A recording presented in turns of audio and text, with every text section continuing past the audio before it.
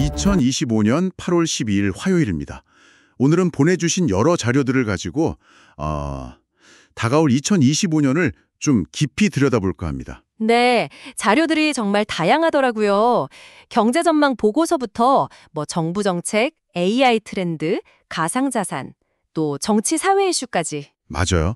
3일 회계법인 KDI 자료도 있고 삼성 SDS 분석, 정부 자료, 언론 보도까지 정말 방대합니다. 네, 이 자료들 속에서 2025년 한국 사회의 어떤 중요한 변화 지점들, 그걸 찾아내서 당신에게 좀 의미 있는 통찰을 드리는 게 오늘 저희 목표죠. 좋습니다.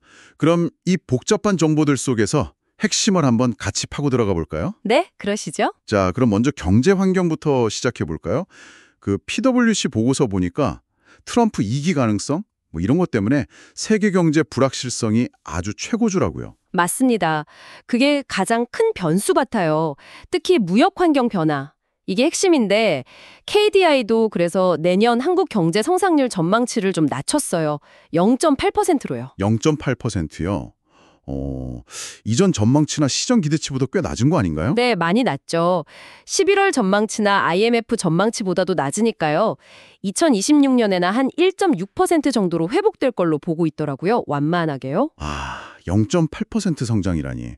그럼 수출은 좀 어떤가요? 수출 전망도 좀 어두운가요? KDI는 내년 수출 증가율도 한 2.1% 정도로 좀 둔화될 거라고 보고 있어요. 아무래도 미국 관세 인상 가능성 이런 걸 염두에 둔 것 같고요. 그렇군요. 그런데 반도체 쪽은 분위기가 좀 다르다는 얘기도 있던데요. 네. 그 점이 흥미롭습니다. KDI 반도체 시장 전망 자료를 보면 메모리, 시스템, 파운드리 다 성장해서요. 전체적으로 한국 반도체 수출은 한 10% 늘 거다. 이런 기대도 있어요. 10%면 꽤 큰데요? 그렇죠. 근데 이것도 사실 트럼프 관세 정책이라는 변수가 있잖아요. 워낙 우리 경제가 반도체 의존도가 높으니까 리스크도 같이 봐야 하는 거죠. 그러니까 경제 전반은 좀 어려운데 반도체는 그나마 좀 나을 수 있다. 하지만 변수도 크다. 이런 거네요. 물가 걱정은 여전한가요? 그렇습니다. PwC 자료 보면 고물가 고환율 계속되고 금리 인하도 좀 늦어질 수 있다. 이렇게 보고 있거든요. 그럼 장바구니 물가는 계속 부담스럽겠네요. 네, 그게 또 트리플 아이 분석처럼 자영업 위기로 이어질 수 있다는 거죠. 특히 60대 이상 자영업자분들, 이분들 어려움이 커지면 노년층 빈곤 문제랑 또 연결될 수 있고요. 그렇군요. 참 걱정입니다. 이런 경제적 어려움 속에서 사회 변화나 정책 방향도 중요해지겠네요. 저출생 문제, 이건 정말 계속 나오는 얘기인데 어떤 노력들이 있나요? 정책 브리핑 자료 보니까요. 아빠 출산 휴가를 20일로 늘리고 육아휴직 급여 상한도 250만 원으로 올리고 이렇게 남성 육아 참여를 좀 늘리려고 하는 것 같아요. 제도적으로 뒷받침하려는 거군요. 네. 아이돌봄 서비스 지원 소득 기준도 중위소득 200%까지 올리고 늘봄 학교도 전면 확대하고요. 단순히 제도 개선뿐만 아니라 문화적인 변화까지 좀 이끌어내려는 의지가 보입니다. 고령화 문제도 있죠. 노인 연령 기준을 올려야 한다는 논의, 이것도 계속되고 있죠. 네, 사회적으로 계속 이야기가 나오고 있습니다. 트리플라이 조사 보니까 사람들이 생각하는 노인 기준 연령이 이미 평균 한 69세에서 70세 정도 되더라고요. 인식이 벌써 그렇게 높아졌군요. 그렇죠. 의료비 지출 늘어나는 것만 봐도 고령화 영향이 뚜렷하고요. 또 기후변화 대응도 중요한데 내년에 관련 기술 개발에 2조 7천억 원 이상 투자한다고 해요. 과기정통부 자료인데 2조 7천억이요? 어디에 주로 투자하나요? 재생에너지나 차세대 원자력, 그리고 CCUS라고 탄소 포집, 활용 저장 기술이 있잖아요. 이런 무탄소 에너지원 개발 지원을 늘릴 계획이라고 합니다. 그렇군요. 일자리 문제, 특히 청년들 일자리 문제는요. 이것도 심각하다고 들었는데요. 맞습니다. 트리플라이 분석 보니까 기업들이 중고 신입 선호하는 현상이 더 심해져서 신규 졸업생들 취업이 더 어려워지고 있대요. 경력 있는 신입을 원하니까. 네. 그러다 보니 박사학위 따고도 일자리 못 구하는 박사 백수 현상도 있고 아예 구직 활동 안 하고 그냥 쉬는 청년도 50만 명이 넘었다는 통계까지 나왔어요. 50만 명이요.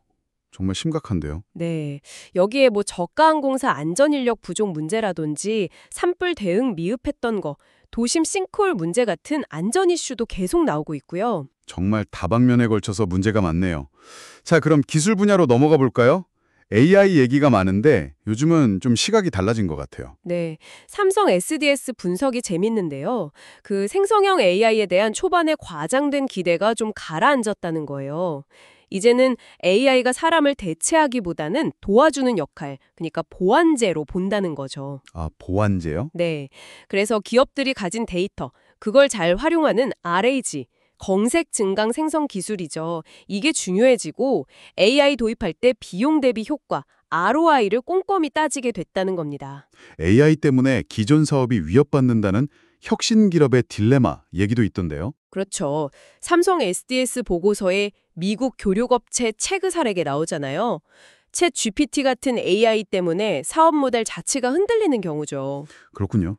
가상자산 쪽은 어떤가요? 규제가 많아지는 것 같던데요. 네, TRM 랩스 보고서를 보면 글로벌 규제 환경이 정말 빠르게 바뀌고 있어요. 미국은 스테이블 코인 규제 논의가 있고 또 아시아 쪽은 홍콩, 한국, 일본이 경쟁하면서 규제도 만들고 혁신도 하고 있고요. 유럽은 미카라는 법안이 시행된다고요? 네, 미카. 유럽의 주요 가상자산 규제 법안이죠. 이게 시행되는 게 큰 변화고요. 동시에 북한의 대규모 해킹이라든지 AI를 이용한 가상자산 범죄가 늘어나는 건 또 다른 문제예요. 보안 강화가 시급한 거죠. 정말 변화가 빠르네요. 마지막으로 정치랑 지역 현안 좀 짚어보죠. 스픽스나 전북의 소리 자료를 보니까 조국 전 대표 사면이랑 이춘석 의원 관련 수사가 맞물려서 좀 정치권에 영향이 있을 거란 분석이 있네요. 네, 특히 내년 지방선거 구도의 변수가 될 수 있다는 거죠. 조국 혁신당의 행보라든지 민주당과의 관계 설정 같은 것들이요. 저희는 이 분석 내용을 그냥 중립적으로 전달해 드립니다. 네, 알겠습니다. 김건희 여사 관련 의혹 수사도 계속되고 있죠. 네, 스픽스에 따르면 그 반클리프 목걸이 수수 의혹 관련해서 서희건설 회장이 자수했다는 사실이 알려지면서 특검이 이걸 뇌물죄로 볼 거냐 말 거냐 뭐 이런 부분이 관심사로 떠올랐다고 합니다. 이것도 역시 출처에 나온 분석을 전달해 드리는 차원이고요. 알겠습니다. 지역 이슈로는 전주 완주 통합 문제가 좀 길어질 수 있다는 얘기도 있네요. 네, 행정안전부 결정이 좀 늦어지면서 장기화될 우려가 있다는 지적이 전북의 소리에서 나왔습니다. 자, 오늘 정말 다양한 자료들을 통해 2025년의 여러 단면들을 살펴봤습니다.